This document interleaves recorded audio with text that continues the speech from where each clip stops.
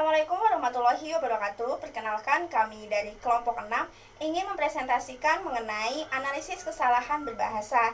Dan pada kelompok 6 ini terdiri dari Albert Ferdinand dan saya sendiri adalah Eda Safitri, dan satu lagi adalah Saiful Bahri. Mungkin cukup sekian perkenalan dari kami. Kami akan langsung membahas mengenai materi apa sih analisis kesalahan berbahasa itu sendiri. Pengertian analisis kesalahan berbahasa. Dalam Kamus Bahasa Indonesia, analisis merupakan kegiatan menyelidiki suatu kejadian atau peristiwa seperti perbuatan, karangan, dan sebagainya. Artinya, dalam analisis kesalahan berbahasa, kita akan menyelidiki suatu kesalahan berbahasa yang terjadi untuk mengetahui keadaan, duduk perkara, dan berbagai aspek lain yang ada di dalamnya.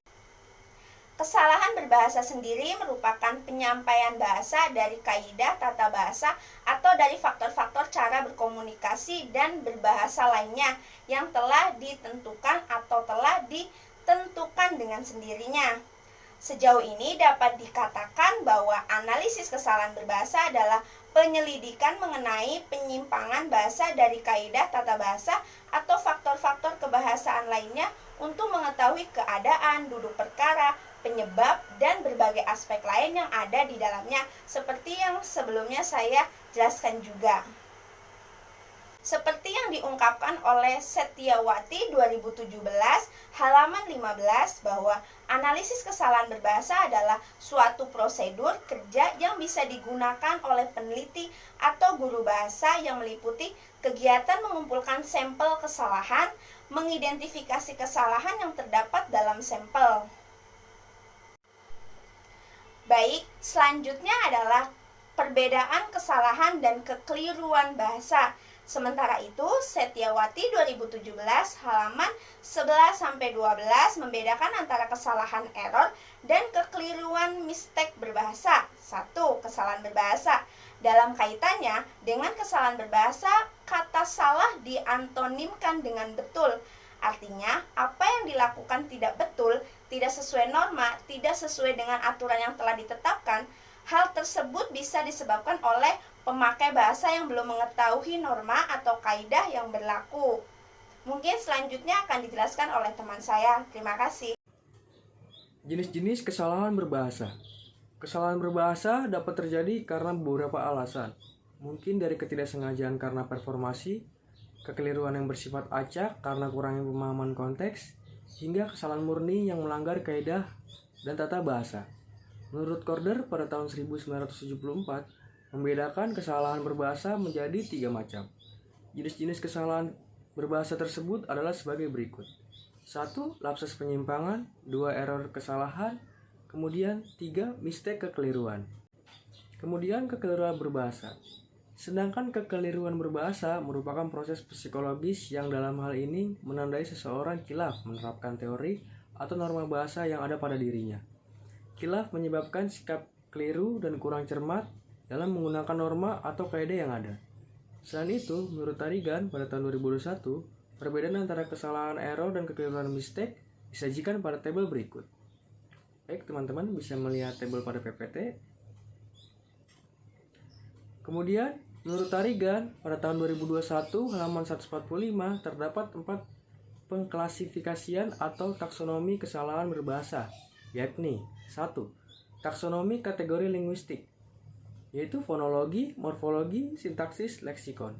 Kemudian yang kedua, taksonomi siasat permukaan, kemudian 3 taksonomi komparatif, dan yang keempat, taksonomi efek komunikatif. Taksonomi kategori linguistik adalah kesalahan berbahasa yang berdasarkan pada butir linguistik. Artinya, kesalahan berbahasa pada taksonomi ini dapat dikategorikan menjadi kesalahan fonologi, morfologi, sintaksis, dan leksikon. Kemudian, kesalahan berbahasa tataran fonologi.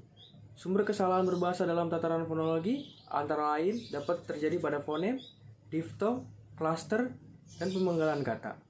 Beberapa sumber kesalahan berbahasa dalam tataran tersebut antara lain adalah sebagai berikut. Contoh, fonem A diucapkan menjadi E, fonem I diucapkan menjadi E, fonem E diucapkan menjadi E, fonem E diucapkan menjadi E, Fonem U diucapkan menjadi O. Fonem O diucapkan menjadi U. Fonem C diucapkan menjadi SE. Fonem F diucapkan menjadi P. Fonem K diucapkan menjadi tanda tanya atau bunyi hambat glotal. Fonem V diucapkan menjadi P. Fonem Z diucapkan menjadi Z. Fonem Z diucapkan menjadi S. Ya, kemudian materi selanjutnya akan disampaikan oleh teman saya. Kesalahan berbahasa tatanan morfologi. Sumber kesalahan berbahasa dalam tatanan morfologi bahasa Indonesia antara lain adalah sebagai berikut. Yang pertama yaitu salah penentuan bentuk asal. Yang kedua, fonem yang tidak diluluhkan. Yang ketiga, fonem yang tidak diluluhkan. Fonem yang keempat, penyingkatan morfem men, meng, dan menge menjadi n, nye, ng, dan nge. Yang kelima, perubahan morfem ber, per, dan ter menjadi b, p, dan t. Yang keenam, penulisan morfem yang salah. Yang ketujuh, pengulangan yang salah. Yang kedelapan, penulisan kata majemuk serangkai. Yang kesembilan, pamajemukan berafiksasi. Yang 10, pamajemukan dengan afiks dan sufiks. Yang ke-11 yang terakhir yaitu perulangan kata majemuk. Kesalahan berbahasa tataran sintaksis. Sumber kesalahan berbahasa dalam tataran sintaksis antara lain adalah sebagai berikut. Yang pertama, penggunaan kata perangkai daripada, kepada, dan untuk. Yang kedua, membentuk kalimat tidak baku, antara lain kalimat tidak efektif, kalimat tidak normatif, kalimat tidak logis, kalimat rancu, kalimat ambigu, kalimat pengaruh struktur bahasa asing. Kesalahan berbahasa tataran leksikon atau semantik. Sumber kesalahan berbahasa dalam tataran semantik antara lain yang pertama yaitu gejala hiperkorek, yang kedua akibat gejala pleonasme. Penyebab kesalahan berbahasa menurut Setiawati adalah 3 kemungkinan seseorang dapat salah dalam berbahasa antara lain sebagai berikut.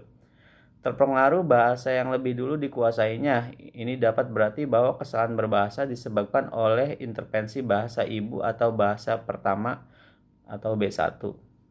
Terhadap bahasa kedua atau B2 yang sedang dipelajari si pembelajar, dengan kata lain sumber kesalahan terletak pada perbedaan sistem linguistik B1 dengan sistem linguistik B2.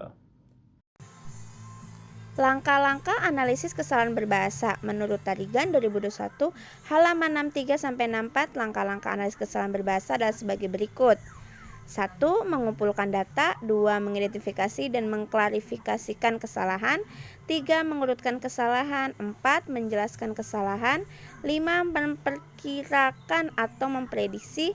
Dan ke-6 adalah mengoreksi kesalahan.